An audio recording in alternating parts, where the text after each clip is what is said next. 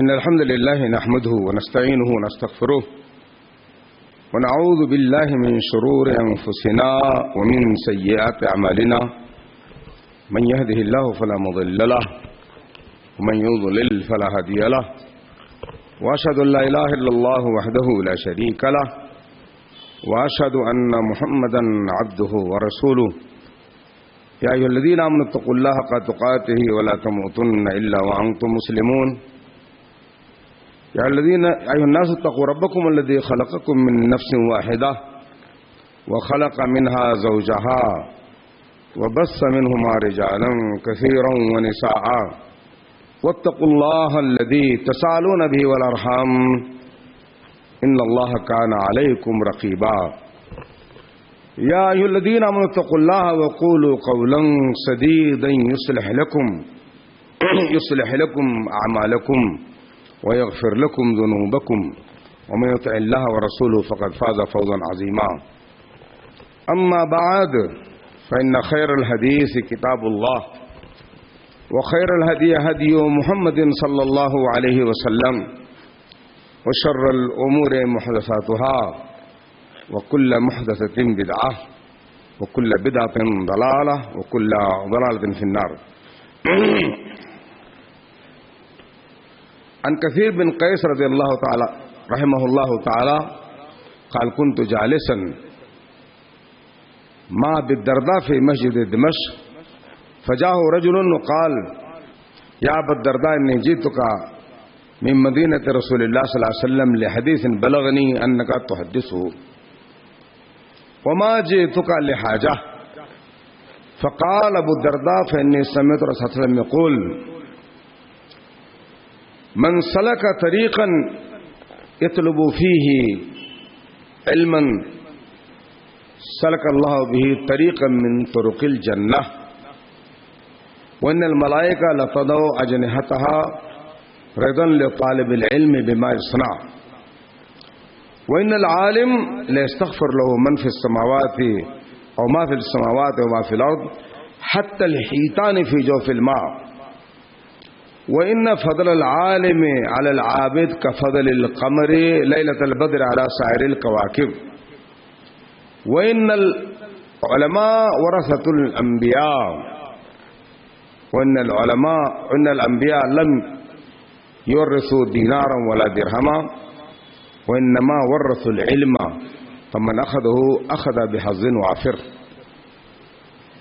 حديث أخرج الإمام أحمد وابو داود والترمذی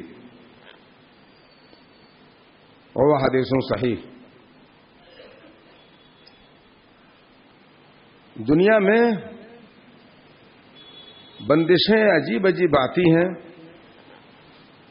اور ایسے لوگوں پر آتی ہیں جن کے بارے میں معلومات نہ ہونے کے ناطے لوگ زبان سے جو بھی چاہے نکال دیں. میری زندگی اسلامی سالوں سے 41 سال سے باہر گزری.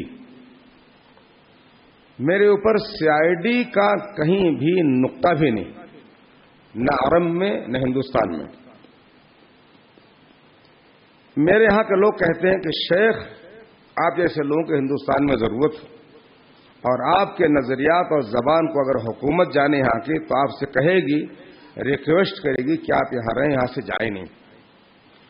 لیکن کیونکہ میں سیاست سے بالکل دور رہتا ہوں، ہر فن کا آدمی بڑھی موچی نہیں ہو سکتا، انجینئر ڈاکٹر نہیں ہو سکتا، ڈاکٹر عالم نہیں ہو سکتا. ہر فن کے لوگ ہیں، لیکن بعض چیزوں میں بھونکنے کی سب کو عادت. میرا یہاں مقصد آج ایک دوسری تقریر کرنی تھی. مسلمانوں کو بتانا تھا کہ اپنے دین کی حفاظت کرو اور اپنے دین کو دوسرے سے ملنے مت دو، حد فاصل باندھو. لیکن مجھے کچھ ایسی باتیں کہیں گے کہ میں حیران ہو گیا، اس لیے میں نے کہا میں اب اس مسئلے پر بات ہی نہیں کرتا سرے سے. میں اسی لیے کہ ڈرتا بھی نہیں الحمدللہ. کیوں؟ اپنی زبان کہتے ہیں قفل دارک ولا تتہم جارک، اپنے گھر کو تالا لگاؤ تاکہ پڑوسی کو تم تہمت نہ لگاؤ. جو اس من سمتا نجا، جس نے زبان پکڑی اپنی خاموش رہا وہ ہمیشہ نجات میں ہے۔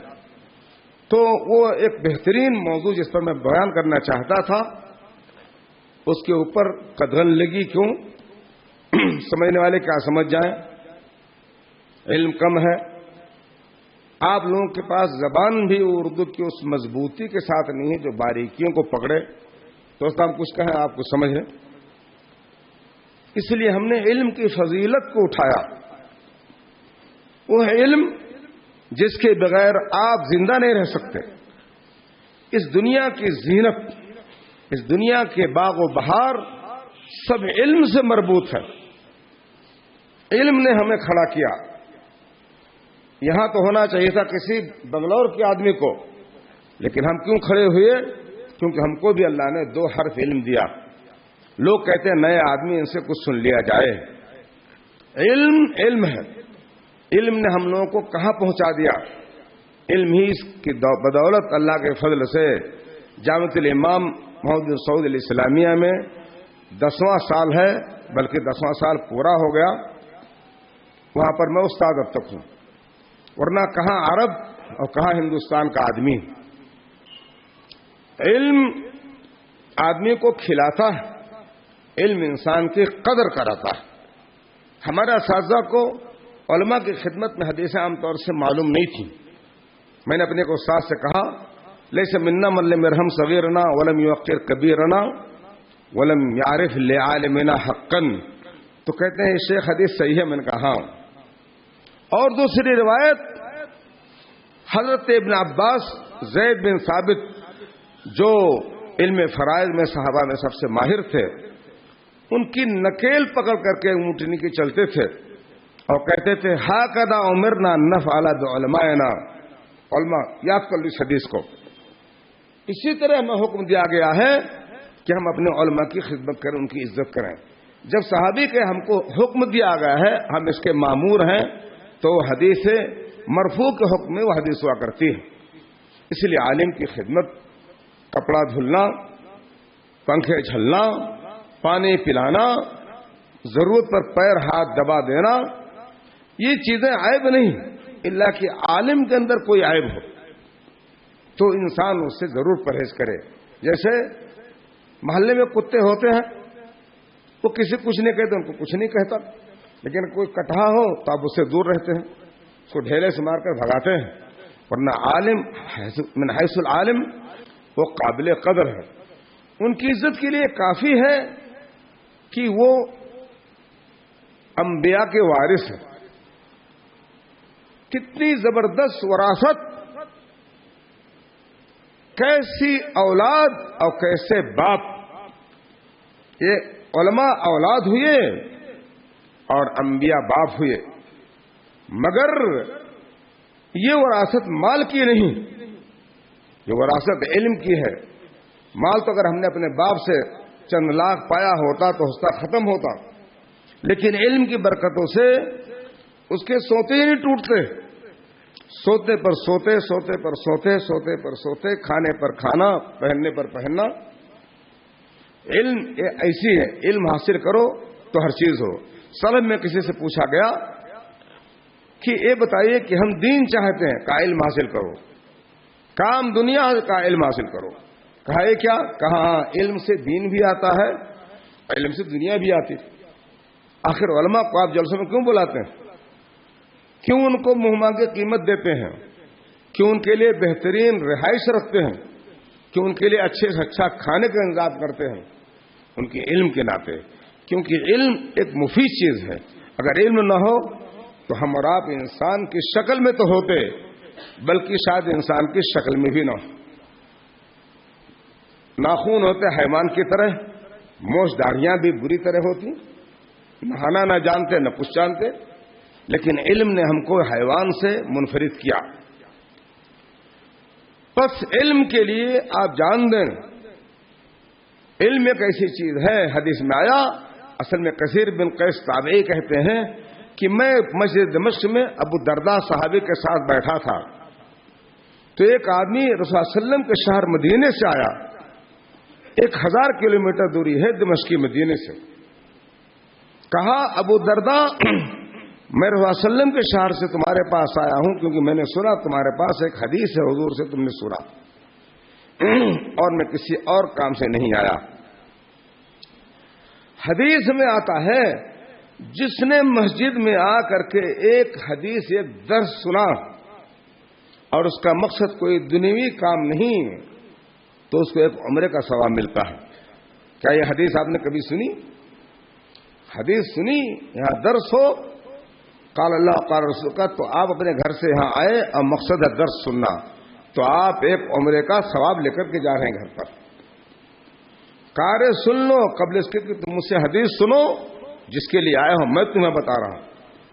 میں نے صلی اللہ علیہ وسلم سے کہتے سنا من سلک طریقا یطلب فیہ علما سہل اللہ لہ بہ طریقا من طرق الجنہ. جس نے علم کے لیے سفر کیا، جو علم کے لیے چلا، چلنے میں اس گھر سے اس گھر بھی داخل ہے. بنگلور میں ایک مسجد سے دوسری مسجد، ایک تقریر سے دوسری تقریر، یہ سب چلنے میں داخل. اگر مسافت سفر ہے تو سفر بھی ہوا اور آپ ایسے گئے ہیں تو جانا ہوا. کہا کہ جس شخص نے علم کے لیے حرکت کی، چلا، تو اللہ اس راستے کو اس کے لیے جنت کا راستہ بناتا ہے. بتائیں بچپن سے جو لوگ طالب علم ہیں اور پھر عالم ہو جاتے ہیں ان سے بھلائی نہیں کٹتی بشرطے کہ وہ اللہ اس کے رسول کا احترام دل میں رکھتے ہوں، اللہ اس کے رسول کے فرامین کا پاس و لحاظ کریں، امت کو حزبیت کی طرف نہ بلائیں، جماعت بندی کی طرف نہ بلائیں، بلکہ قال اللہ قال رسول کی طرف ایسے بلائیں جس طریقے سے صحابہ کرام کے زمانے میں سب کے سب موجود تھے. پھر کہا وَإِنَّ الْمَلَائِكَةَ لَتَضَعُ أَجْنِحَتَهَا رِضًا لِطَالِبِ الْعِلْمِ بِمَا يَصْنَعُ. اور فرشتے طالب علم کے لیے پر بچھاتے ہیں. پر بچھانے کے دو معنی. آپ جانتے ہیں کہ بہت سی چڑیاں اڑتی ہیں تو ایسے ہوتی ہیں، ہلاتی نہیں، یا تو فرشتے آ کر کے اپنے پروں کو روک کر کے ان کے اوپر سایہ فگن ہوتے ہیں، اور یا تو اپنے پروں کو ان کے پیروں کے نیچے رکھتے ہیں اور طالب علم اس پر چلتا ہے. پھر کہا وَإِنَّ الْعَالِمَ لَيَسْتَغْفِرُ لَهُ مَنْ فِي السَّمَاوَاتِ وَالْأَرْضِ. عالم کے لیے آسمان و زمین کی ساری چیزیں استغفار کرتی ہیں. آپ جانتے ہیں استغفار کا معنی کیا؟ اگر آپ نے استغفار کیا، لوگوں نے آپ کے لیے کیا، تو گناہ جب ہٹے تو وہ دعائیں آپ کے لیے اجر و ثواب بنیں گی.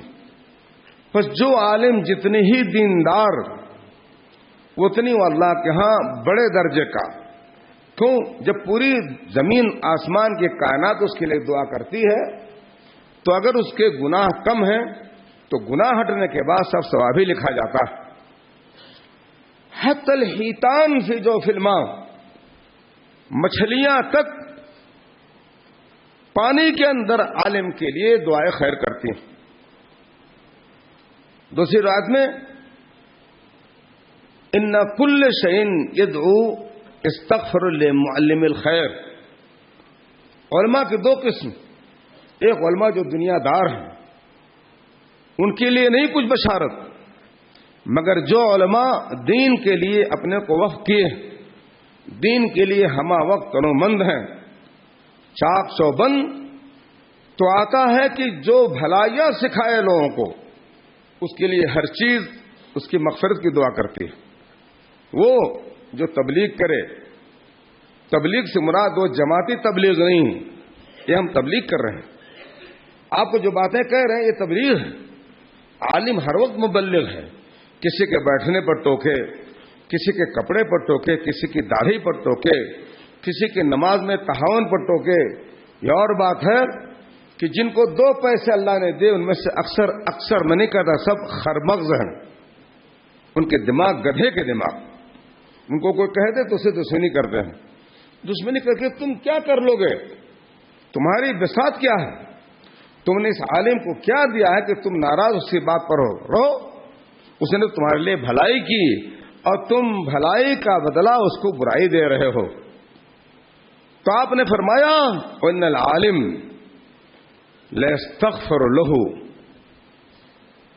ما فی السماوات والارض حتى الحیتان فی جوف الماء۔ کیوں یہ مچھلیاں دعا کرتی ہیں؟ دوسری روایت میں آتا ہے حتى النملة فی جحورها، چیونٹیاں اپنے بھیٹوں میں دعا کرتی ہیں۔ تو یہی علماء ہیں جو دنیا میں مسلم غیر مسلم انسان حیوان کیڑے مکوڑے سب کا حق بتاتے ہیں۔ آپ جانتے ہیں ہمارے مذہب میں آگ سے کسی کو قتل کرنا حرام۔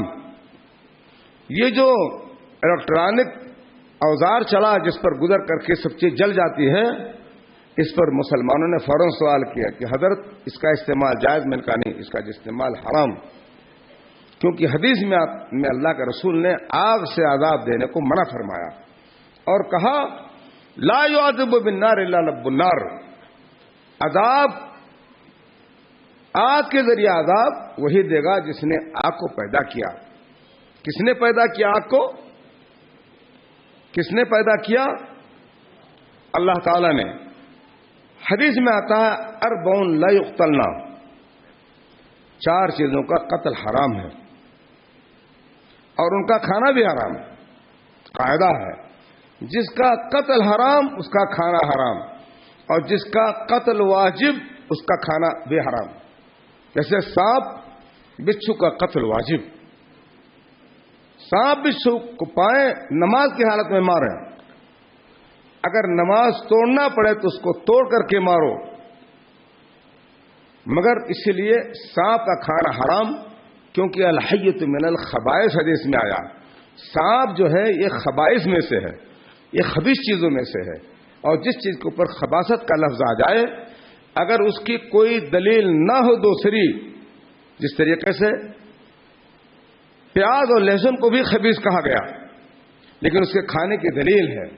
اللہ کے رسول نے کہا جو کھائے کچا وہ مسجد میں نہ آئے، معلوم ہوا کہ کھانا جائز۔ آپ نے کہا امیتہما طبخن، ان دونوں کو پکا کر کے اس کی خباثت کو مار دو تب کھاؤ۔ اور اتنا دنیا میں اسلام میں کسی چیز کو خبیث کہا گیا اور اس کے اوپر کوئی دوسری دلیل نہیں تو اس کا کھانا حرام۔ آپ نے فرمایا اربعون لا یقتلنا، 4 چیزوں کا قتل حرام، النمل والنحل، نمل چیونٹی، نحل شہد کی مکھی۔ ان حدیثوں کو کون بتائے گا؟ علماء کے علاوہ کوئی نہیں بتائے گا، علماء ہی جانتے ہیں، اور خاص طریقے سے وہ حدیث جو عام کتابوں میں نہیں گزرتی اس کا علم عوام کو تو کبھی نہیں ہو سکتا۔ آپ نے فرمایا النمل والنحل والہدہد،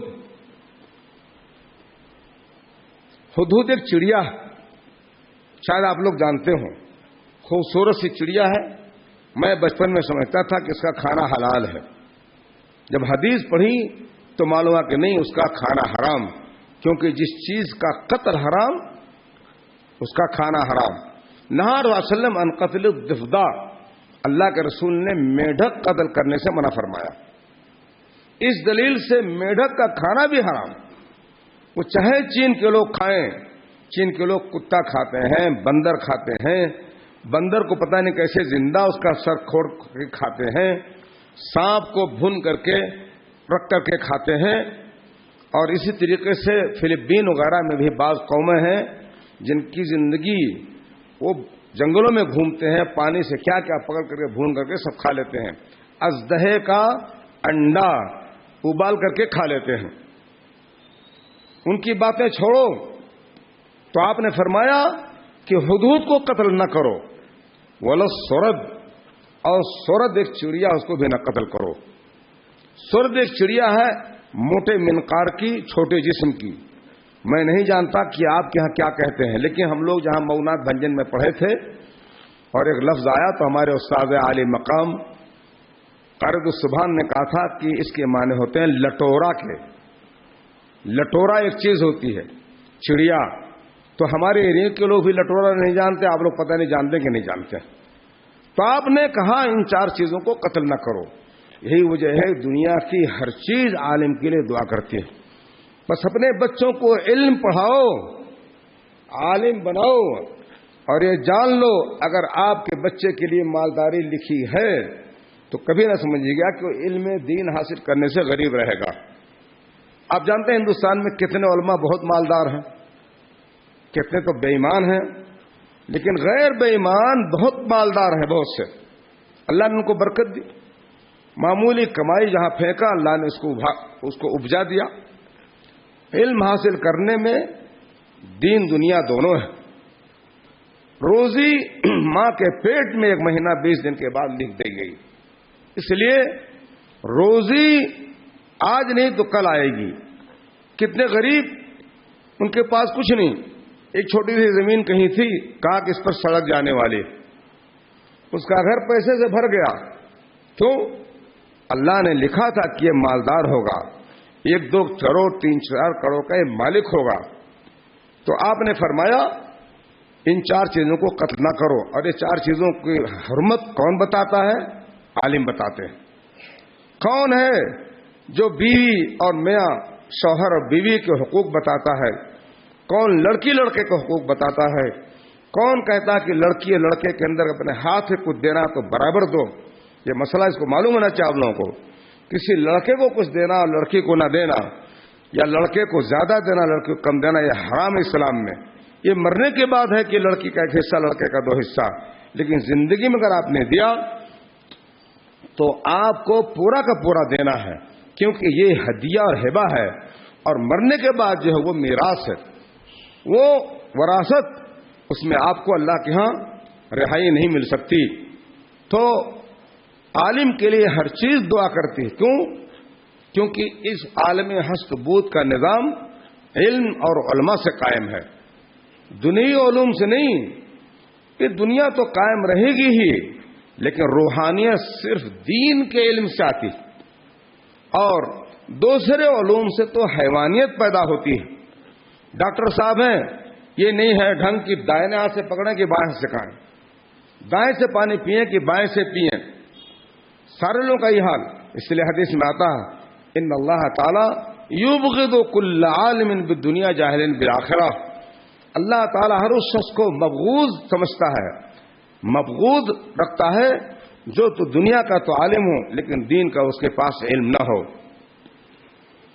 اقول قولی ھذا واستغفر اللہ لی ولکم.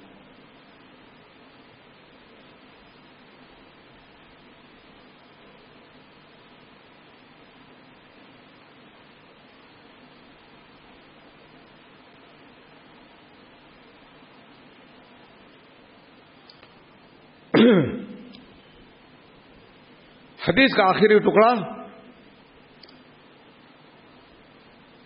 وَإِنَّ فَضْلَ الْعَالِمِ عَلَى الْعَابِدِ كَفَضْلِ الْقَمَرِ لَيْلَةَ الْبَدْرِ عَلَى سَائِرِ الْكَوَاكِبِ.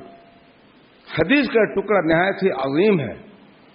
عالم کی حیثیت, اس کی فضیلت عابد عبادت گزار پر ایسے ہے جیسے 14ویں رات میں چاند کی فضیلت سارے ستاروں پر ہوتی ہے. آپ جانتے ہیں اگر چاند نہیں تو ستارے اپنی آنکھیں کھول کھول کر آپ سے نظارہ کرتے ہیں, آپ کا نظارہ کرتے ہیں. لیکن اگر 14ویں رات کا چاند ہے اور فضا صاف, تو آپ کو طاقت سے دیکھنا پڑتا ہے کہ کہاں چاند, کہاں سورج ہے, کہاں نہیں ہے, کہاں ستارے ہیں, کہاں نہیں ہیں. یہی حال ہے عالم اور عابد کا. ایک عالم بیٹھا ہو تو جتنے بزرگ ہیں سب چپ رہتے ہیں. یہ مثال اصل ہے. عالم آ گئے تو سارے بزرگان دین خاموش. کیوں؟ وہ بزرگ ہیں لیکن عالم نہیں, انہیں کسی مسئلے کا علم نہیں. حدیث نماز میں غلطی تو ان کو پتہ نہیں کہ کیا کریں, نماز چھوڑ دیں کہ نماز کو صحیح کر لیں, نہیں معلوم. اس لیے کہا تھا کہ عالم عابد بے علم کا خانہ بے در. جو عابد بلا علم کے ہو وہ ایسا ہے جیسے گھر بلا دروازے کے ہو. اگر گھر بلا دروازے کا ہے تو اس میں کتا, بلی, چور سب داخل ہوتے ہیں. اسی لیے جاہل جو ہوتا ہے عابد، اس کے دل میں وہ سوسار غلطی سب آتی اور کسی چیز کا اس کے پاس حل نہیں. تو اگر بزرگوں کی جماعت بیٹھی ہو، کوئی عالم آ جائیں تو سب کے سب خاموش. جس طریقے سے بدر کی رات میں چاند جب نکلتا ہے تو سارے ستارے مدھم پڑ جاتے ہیں، سارے ستارے مدھم پڑ جاتے ہیں. ہر آدمی اسی سے پوچھتا ہے، عباس سے نہیں کوئی پوچھتا. اس لیے بھی یہ فضیلت ہے عالم کی عابد پر کہ عابد کی بھلائی اپنے لیے ہے اور عالم کی بھلائی سب کے لیے ہے. ہم آپ کو جو سنا رہے ہیں اس سے سارے لوگ، آپ لوگ محظوظ ہو رہے ہیں، مستفید. جس نے فائدہ اٹھایا اور جس نے فائدہ نہیں اٹھایا، سب کے کان تک کے بات پہنچ رہی. لیکن جو آ کر کے یہاں پر صبح سے نماز 2 رکعت پڑھتا ہے، اس نے تو کسی کچھ نہیں دیا، سب اپنے ہی دامن میں اس نے بھرا. اس لیے عالم ایسے ایسے آگ جلے اور اس کی روشنی سے سارا دیار منور ہو. جیسے کوئی لمپ ہو، لمپ جب جلتا ہے تو سارے کے سارے ایریے منور ہو جاتے ہیں. یہی حال عالم کا ہے. اور عابد اپنے تئیں جیتا ہے، اپنے تئیں مرتا ہے. اس لیے حضرت سفیان ثوری نے کہا، لا اعلم عملا اليوم افضل من العلم. میں علم سے زیادہ بہتر اس زمانے میں کسی چیز کو نہیں سمجھتا. سفیان ثوری کا انتقال 161 میں ہوا. اس زمانے میں کہتے ہیں امام شافعی نے کہا، ان اکتب حدیثا خیر لی او احب الی من اصلی نافلہ. میں ایک حدیث لکھوں تو یہ میرے لیے بہتر ہے کہ میں نفل نماز پڑھوں. یہ بہتر ہے. کیوں؟ حدیث میں آتا ہے فضل العلم خیر من فضل العبادہ وخیر دینکم ورا. علم کی فضیلت عبادت کی فضیلت سے بہتر اور سب سے بہتر دین ہے جس کے اندر انسان تقوی پرہیزگاری اختیار کرے، حلال حرام میں تمیز کرے. یہ چیز حرام ہے کہ حلال اس کو شبہ اگر چھوڑ دے کہ نہیں جب مجھے شبہ تو اس کو میں نہیں لیتا. یہ ہے خیر دینکم الورا. تو اللہ کے رسول نے کہا کہ عالم کی فضیلت عابد پر ایسے ہے جیسے 14ویں رات کا چاند پورے ستاروں سے افضل ہوتا ہے. آپ نے فرمایا آخر میں، وَإِنَّ الْعُلَمَاءَ وَرَثَةُ الْأَنْبِيَاء. کتنی بڑی خوشخبری، کتنا بڑا پیغام، کتنی مسرت کی چیز کہ علماء کو رضا وسلم پیغمبروں کا وارث قرار دیتے ہیں، نائب رسول قرار دیتے ہیں. اس لیے بچپن میں ہم لوگوں سے کوئی غلطی ہوتی تو ہم لوگوں کے دیندار بوڑھے کہتے، آپ نائب رسول ہیں ایسا کرتے ہیں، نائب رسول نے بائیں ہاتھ سے پانی پیتے ہیں. کیوں؟ جتنی بڑی نسبت اتنی ہی غلطی پر آپ کی بے عزتی دنیا میں. اس لیے اپنی نسبت کا خیال کرو. آپ سلفی ہیں، عمری ہیں، فلاں شہر سے فارغ ہیں، مدنی ہیں، مکی ہیں. اس کا ہمیشہ خیال رہے کہ ہم تنکے میں بھی سنت پر عمل کریں گے. اس لیے بعض سلف کا قول ہے کہ اگر تمہارے پاس طاقت ہے کہ بغیر دلیل کے اپنا سر بھی نہ کھجاؤ تو دلیل سے سر کھجایا کرو. یہاں تک دقت ہے. ایسے عالم کی او قدر ہوتی ہے جس کا آپ تصور نہیں کر سکتے ان علماء کے سامنے جن کے یہاں یہ سب چیزیں برابر ہیں، کوئی حیثیت نہیں رکھتی. تو آپ نے فرمایا ان العلماء ورثۃ الانبیاء وان الانبیاء لم یورثوا دینارا ولا درہما. ان کی میراث میں درہم و دینار نہیں. اللہ کے رسول نے کہا ان معاشر الانبیاء لا نورث ما ترکناہ صدقہ. ہم انبیاء کی ذات، ہم سب کے سب انبیاء کے مال کا کوئی وارث نہیں ہوتا. ہمارے مرنے کے بعد ہماری جائیداد، ہمارا ترکہ سب کے سب اللہ کی راہ میں صدقہ ہوتا ہے. ہاں ان کی جو بیوہ عورتیں پیچھے ہوتی ہیں تو اس سے ان کی غذا، ان کی بودباش کا انتظام کرنا ضروری ہے، اور بقیہ سب کے سب اللہ کی راہ میں. تو آپ نے فرمایا ان الانبیاء لم یورثوا دینارا ولا درہما. وَإِنَّمَا وَرَّثُوا الْعِلْمَ، انہوں نے کیا وراثت دی؟ علم کی وراثت دی، علم کی وراثت۔ اور آپ جانیں کہ جس کو علم ملا اس کو پیسہ بھی ملا، میں نے بتایا آپ کو، جس کو علم ملا اس کو جاہ و جلال ملا، جس کو علم ملا اس کو کرسی بھی ملی۔ میں نہیں کہتا حکومت کی کرسی نہیں، شیخ الجامعہ ہیں، شیخ الحدیث ہیں، صدر الصدور ہیں، تاج المدرسین ہیں، یہ سب کے سب مناصب علم کے ناطے ہوتے ہیں۔ گھر میں بیٹھے ہوئے آدمی کو سب چیزیں نہیں ملتی۔ تو آپ نے فرمایا فمن اخذہ اخذ بحظ وافر، جس نے اس علم سے لیا تو گویا کہ اس نے اپنا اچھا حق ادا لیا، اپنا اچھا حق لیا۔ اس لیے میرے بھائیوں، اپنی اولاد کو پڑھاؤ تاکہ دوسرے علماء کے محتاج نہ رہیں۔ اور عالم جب محنت سے پڑھے گا طالب علم تو بڑا عالم ہو کے رہتا ہے۔ دنیا میں ہر چیز میں خسارہ، ایمان میں خسارہ، دین میں خسارہ، مال میں خسارہ۔ کیسے؟ حدیث میں آتا ہے کہ انسان شام کو مومن صبح کو کافر ہو جاتا ہے، صبح کو کافر شام کو مومن ہوتا ہے۔ تو معلوم ہوا نا کہ ایمان ختم ہو سکتا ہے۔ آپ نے فرمایا العبرۃ بالخواتیم، انسان کا اعتبار یہ ہے کہ اس کا خاتمہ بالخیر ہو۔ ہم ہر وقت ڈرتے ہیں کہ ایسا نہ ہو کہ خاتمہ ہوتے ہوتے خاتمہ علی الشر ہو۔ آپ تجارت کریں، تجارت میں آپ کو غبن ہو گیا، تجارت میں خسارہ ہو گیا، بہت تندرست تھے، دیکھنے میں جاذب نظر تھے، اچانک ہارٹ اٹیک ہو گیا، جاتے وقت گر کر مر گئے۔ کسی چیز میں بھی خسارے کی توقع ہے۔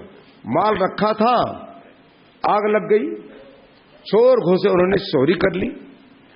لیکن علم ایسی چیز ہے کہ اس میں کسی کو کبھی خسارہ نہیں ہوا۔ ہم نے نہیں کسی کو آج تک دیکھا کہ وہ شخص پڑھ رہا ہو کہے میں نے کوئی فائدہ نہیں اٹھایا۔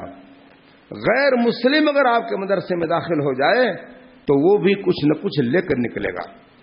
ہاں، جتنے انسان مخلص اللہ اس کے رسول سے محبت کرتا ہے اتنی علم کی برکت اس کے دلوں میں ہوتی ہے۔ آدمی ہر چیز میں خسارہ، لیکن مال میں خسارہ نہیں۔ مال کی آپ حفاظت کرتے ہیں اور علم آپ کی حفاظت کرتا ہے۔ ابھی کسی بڑے عالم کو کہیں دیکھیں لیٹا ہے، سب گھیر لیں گے، ارے کیا ہوا مولوی صاحب کو؟ بھائی ایسا تو نہیں کہ بیمار ہو گئے، بلڈ پریشر ہائی ہو گیا، بلڈ پریشر لو ہو گیا۔ لیکن عام آدمی کی اتنی پرواہ لوگ نہیں کرتے۔ آپ چلیں اپنا لے کر کے شنتا کیا کہتے ہیں، بریف کیس، تو اس کی ہر وقت حفاظت کرتے ہیں۔ کہیں ایسا نہ میرے سر کے پاس سے لے کر کوئی بھاگ جائے۔ لیکن عالم کی حفاظت آپ لوگ کرتے ہیں، آگے چلتے ہیں، پیچھے چلتے ہیں، کوئی ان کو مار نہ دے۔ مولانا ثناء اللہ کو جب کسی بدقماش نے مارا تھا تو دوسرا جب گنڈاسا مارنا چاہا تو کسی جانباز نے ان کے گنڈاسے کو ہوا میں پکڑ لیا اور اس کا ہاتھ کٹا، لیکن دوسرا گنڈاسا مولانا کے سر پر نہیں آنے دیا۔ یہ علم کی فضیلت ہے۔ علم آپ کی حفاظت کرتا ہے اور مال کی حفاظت آپ کرتے ہیں۔ اس نبی صلی اللہ علیہ وسلم علماء انبیاء جو وراثت علم کی چھوڑ گئے، اس پر میں ایک دلچسپ قصہ سناتا ہوں۔ حضرت ابو ہریرہ جو راوی اسلام ہیں، ان کے اتنا کسی صحابی نے حدیث روایت نہیں کی، مگر طبیعت میں کچھ فقاہت تھی، تھوڑا سا مذاق۔ ایک مرتبہ دیکھا کہ مسجد نبوی کے سامنے، ہم لوگ زمانے میں جب ہم لوگ گئے تھے پہلے تو مسجد نبوی کے سامنے ہی دکانیں تھیں، تو سب دکانیں اس زمانے میں اور بھی قریب رہی ہوں گی۔ وہ مسجد میں تھے، انہوں نے دیکھا کہ ایک عالم درس دے رہے ہیں حدیث کا اور لوگ ان کے ارد جمع ہیں۔ وہ گئے اس میں بازار میں، ارے تم لوگ بازار میں مشغول ہو، نبی صلی اللہ علیہ وسلم کی میراث بٹ رہی، کتنے تم غافل۔ تو دنیا میں ہمیشہ لوگ مال کے محبت کرنے والے ہیں، مال کے پجاری، دکان چھوڑ کر کے اپنی تجارت بھاگے کہ ہم بھی کچھ لے لیں، درہم و دینار کچھ اپنے ہاتھ میں لے لیں، سونے چاندی لے لیں۔ وہاں گئے، کچھ نہیں پایا، واپس گئے اور حضرت ابو ہریرہ کھڑے ہو گئے، جان رہے تھے ابھی آئیں گے مجھ سے جھگڑا کرنے۔ سب گئے، ابو ہریرہ تم مزاق کرتے ہو ہمارا؟ کیسا مذاق؟ کہتے تم صلی کی معراج بٹ رہی ہے تو کیا ہے نہیں پائے؟ کہا نا کیا دیکھا؟ وہاں دیکھا کہ ایک عالم بیٹھ کر کے لوگوں کو حدیث سنا رہے ہیں، تو کہا نبی صلی اللہ علیہ وسلم نے چھوڑا کیا ہے آپ کے لیے؟ یہی نے چھوڑا ہے، میں جھوٹ نہیں بولتا، وہی میں نے کہا حضور کی میراث۔ اب جو کہا وَإِنَّ الْأَنْبِيَاءَ لَمْ يُوَرِّثُوا دِینَارًا وَلَا دِرْہَمًا، انبیاء نے درہم و دینار نہیں آپ کی وراثت میں دیا، اپنی نہیں آپ کو علم دیا۔ تو کہا میں نے کوئی غلط بات نہیں کی، تو کہنے لگے ہاں بات تو صحیح ہے مگر ہم اس کو نہیں سمجھ سکے تھے۔